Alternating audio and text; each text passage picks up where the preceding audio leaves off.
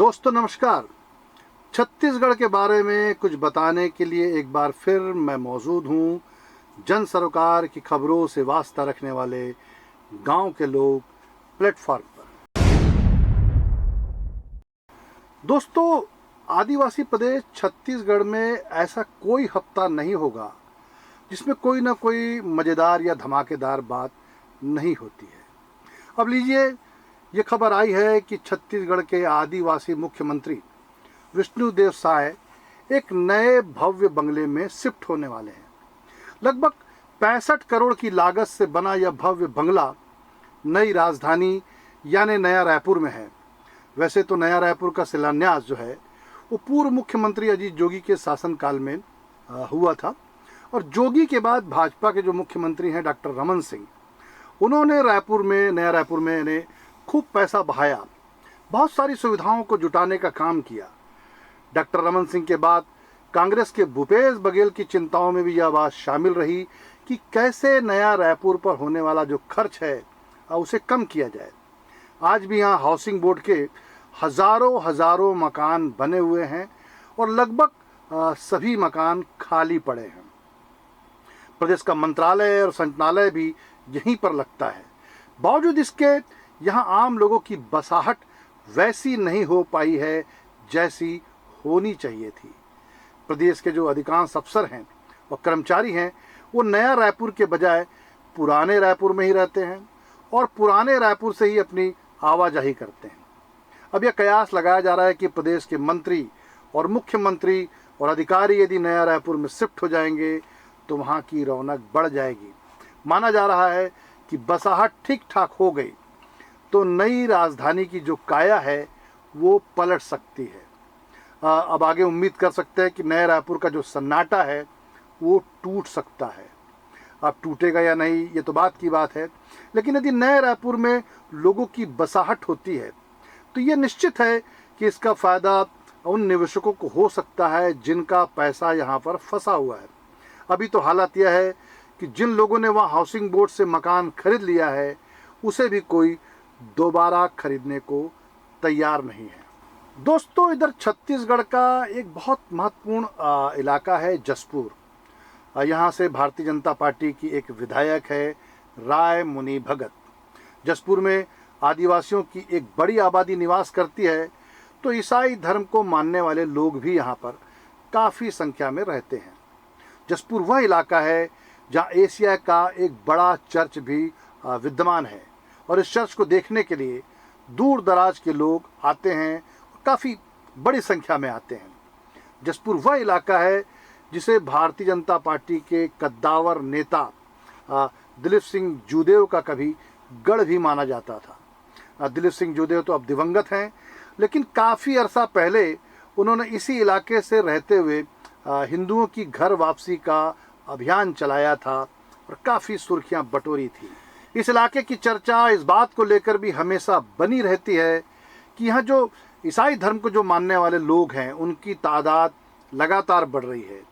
दक्षिणपंथी विचारधारा को मानने जानने वाले लोग हैं, उनको लगता है कि ईसाई मिशनरी से जुड़े हुए लोग आदिवासियों को बहलाकर फुसलाकर ईसाई बना रहे हैं, जबकि जिन लोगों ने भी ईसाई धर्म को अंगीकार कर लिया है उनका कहना होता है कि वे ईसाई समुदाय की सेवा भावना से प्रभावित होकर ईसाई बने हैं।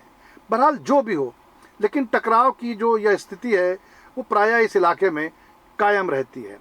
इधर पिछले दिनों राय मुनि भगत ने भी ईसाई समुदाय को लेकर कुछ ऐसी टिप्पणियां कर दी है जिससे बवाल मच गया है। जो राय मुनि भगत है विधायक हैं, उन्होंने मुगल शासक और अंग्रेज शासन की तुलना करते हुए मुगल शासन को बेहतर बताने की कोशिश की है।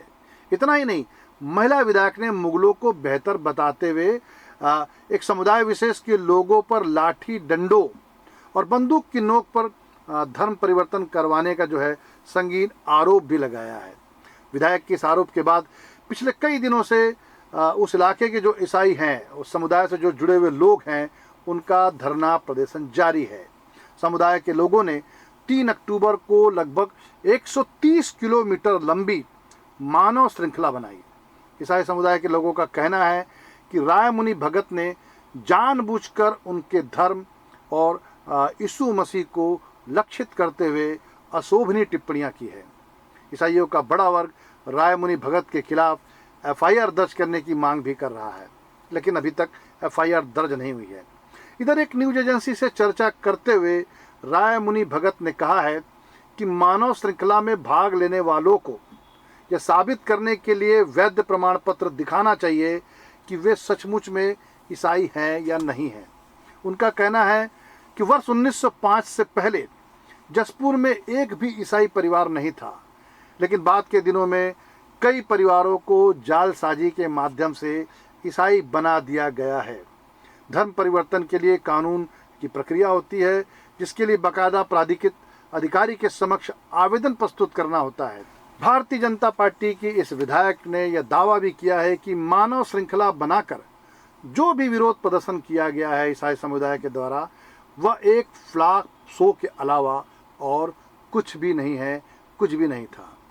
दोस्तों, यूपी बिहार को केंद्र में रखकर बनाई गई फिल्मों में अक्सर आपने देखा होगा कि कुछ बार बालाएं नाचती है, फिर उनके साथ बंदूक लेकर कुछ पुलिस वाले और गुंडे भी नाचते हैं। छत्तीसगढ़ के जांजगीर चांपा के एक गांव सोनादांव में भी कुछ ऐसा ही एक दृश्य जो है वो देखने को मिला पिछले दिनों। 30 सितंबर को गांव में एक ऑर्केस्ट्रा चल रहा था। ऑर्केस्ट्रा में कुछ डांसर अपनी नृत्य कला का प्रदर्शन कर रही थी।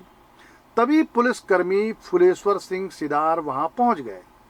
गांव में ऑर्केस्ट्रा करवाने वाले जो आयोजक थे उन्हें लगा कि बस अब पुलिसिया कार्रवाई होगी और ऑर्केस्ट्रा बंद हो जाएगा, लेकिन फुलेश्वर सिंह के भीतर जो है वो दबंग फिल्म के चुलबुल पांडे की आत्मा जाग गई। उसके बाद तो छत्तीसगढ़ के चुलबुल पांडे ने जो ठुमके लगाए कि पूछिए मत। वैसे तो जो चुलबुल पांडे हैं उन्होंने किसी डांसर के साथ कोई अभद्रता नहीं की, अश्लीलता नहीं की और हवा में भी गोलियां नहीं दागी, लेकिन जनाब वर्दी में यदि कोई डिस्को डांसर बनने की कोशिश करता है और थिरकता है तो फिर उसे वर्दी का अपमान ही समझा जाता है। कहाँ तो अपराधियों को पकड़ नहीं पा रहे हो और इधर ठुमके लगा रहे हो, तो ऐसा कैसे चलेगा। चुलबुल पांडे का जो वीडियो है वो वायरल हो गया और ये वायरल वीडियो जो है फिर पुलिस कप्तान विवेक शुक्ला के पास पहुंचा, तो उन्होंने बिना देर किए ही फुलेश्वर सिदार यानी दबंग के चुलबुल पांडे को सस्पेंड कर दिया। इसलिए तो कहा जाता है कि इधर उधर कहीं भी नहीं नाचना चाहिए। जो शासकीय सेवक होते हैं उन्हें तो नाचने और गाने के दौरान अपने आस पड़ोस का बखूबी ख्याल भी रखना चाहिए। ऐसा इसलिए भी करना चाहिए क्योंकि शासकीय सेवकों पर सिविल आचरण अधिनियम लागू होता है। कहीं पर भी नाचना कूदना निश्चित रूप से उन्हें परेशानी में डाल सकता है, जैसे कि सिदार जी के साथ हुआ है। दोस्तों, 2 अक्टूबर को गांधी जयंती के मौके पर सूबे के 1,500 से ज़्यादा पत्रकार छत्तीसगढ़ की राजधानी रायपुर में एकत्रित हुए। पत्रकारों ने पत्रकार सुरक्षा कानून को संशोधन के साथ लागू करने तथा गुंडे माफियाओं से सुरक्षा प्रदान करने सहित अन्य कई मांगों को लेकर प्रदेश के मुख्यमंत्री और राज्यपाल के नाम एक ज्ञापन सौंपा है। पत्रकारों के 35 से ज़्यादा संगठनों और उनके प्रतिनिधि जो सदस्य हैं वो मुख्यमंत्री और राज्यपाल से मुलाकात करना चाहते थे, लेकिन ऐसा नहीं हो पाया। गौरतलब है कि प्रदेश में जो है अधिकारियों के भ्रष्टाचार, खनिज और भूमाफियाओं के बारे में सच उजागर करने वाले पत्रकारों पर लगातार हमले देखने को मिल रहे हैं। बदसलूकी हो रही है उनके साथ, मारपीट और झूठे मामलों में फंसाकर जेल भेजने की जो है वो साजिश अनवरत चल रही है। पत्रकार अपनी और परिवार की सुरक्षा को लेकर चिंतित नजर आते हैं छत्तीसगढ़ में। पत्रकारों का कहना है कि अगर उनकी मांगों पर छत्तीसगढ़ की सहायक सरकार ने संवेदनशीलता के साथ विचार नहीं किया तो अगली बार और अधिक बड़ा आंदोलन किया जाएगा। दोस्तों, छत्तीसगढ़ के धमतरी जिले में एक कार्यक्रम आयोजित होने जा रहा है। कार्यक्रम का नाम है जल जगार। धमतरी जिला प्रशासन को इस आयोजन में कुछ सांस्कृतिक प्रस्तुतियों के लिए कलाकारों की आवश्यकता थी, तो प्रशासन ने एक टेंडर निकाला। प्रशासन ने जो टेंडर निकाला उसमें कुछ ऐसी शर्त जोड़ दी जिससे बवाल मच गया। शर्त थी कि उन्हें अनुज शर्मा जैसा कलाकार चाहिए। अब अनुज शर्मा कौन है? अनुज शर्मा छत्तीसगढ़ी फिल्मों के कलाकार हैं। कलाकार होने के साथ साथ कुछ समय पहले तक वे कांग्रेस में थे और पिछले कुछ समय से वे भारतीय जनता पार्टी में हैं और हाल फिलहाल धरसींवा से भाजपा के विधायक हैं। जाहिर सी बात है कि जब इस तरह की बात होगी तो विवाद होगा ही।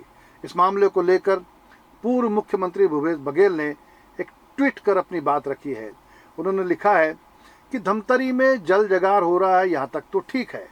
इसका टेंडर निकला और कहा गया कि कलाकार को अनुज शर्मा या उसके बराबर के स्तर का कलाकार चाहिए। तो अब वे छत्तीसगढ़ में प्रतिभा के क्या मानक हो गए हैं? क्या इतने बड़े कलाकार हैं कि सरकारी टेंडर कहे कि हमें उनके जैसा ही कलाकार चाहिए? और मज़ेदार बात यह है कि एक और कलाकार के लिए टेंडर निकला है तो दूसरी ओर अनुज शर्मा पहले से ही इस जल जगार उत्सव में कलाकार के रूप में शामिल हो रहे हैं। यदि ऐसा है तो फिर टेंडर निकालने की जरूरत किस लिए थी? भूपेश बघेल के साथ साथ छत्तीसगढ़ के और भी बहुत से कलाकारों ने टेंडर की अजीबोगरीब जो शर्त है उसे लेकर अपनी आपत्ति जताई है, लेकिन कुछ हुआ नहीं है। कहा जाता है इसलिए कि छत्तीसगढ़ में जो कुछ हो जाए वो कम है। तो दोस्तों आज के लिए बस इतना ही, लेकिन चलते चलते अपने दर्शकों को मैं बताना चाहूँगा कि अभी हाल के दिनों में कांग्रेस ने छत्तीसगढ़ में बढ़ते हुए अपराध और अन्य विसंगतियों के खिलाफ गिरौदपुरी से रायपुर तक के न्याय यात्रा निकाली थी। इस यात्रा को कांग्रेस जनों के साथ साथ जन सामान्य से भी अच्छा प्रतिसाद मिला। सूबे के पूर्व मुख्यमंत्री भूपेश बघेल ने शाह सरकार को रिमोट कंट्रोल से चलने और वसूली में जुटी रहने वाली सरकार करार दिया है। बघेल की बातों में थोड़ा दम तो लगता है, क्योंकि दबे दबे स्वर में यही बात भारतीय जनता पार्टी के भीतर खानों से भी निकलकर आने लगी है। आइए सुनते हैं कि भूपेश बघेल क्या कह रहे हैं। इस सरकार को जितना हम बता रहे हैं, लेकिन इसके कान में जू तक नहीं रेंग रही है, क्योंकि यह सरकार खुद से नहीं चला रहे हैं, मंत्रिमंडल नहीं चला रहे हैं। ये दिल्ली के रिमोट कंट्रोल से चल रहा है, दिल्ली के रिमोट कंट्रोल से। और हर आदमी दावा कर रहा है कि मेरी सरकार है, मैं मुख्यमंत्री हूं। विष्णु की धर्मपत्नी हमारी भाभी जी कहती है, हमारी भौजी भी कहती है कि मैं सुपर सीएम हूं।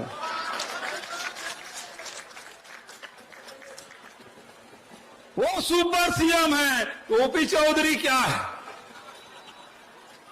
वो सुपर डुपर है। अरे दो डिप्टी सीएम बने हैं, उसका क्या होगा? इसकी कोई चलती उलती नहीं है, सब वसूली में लगे हुए हैं।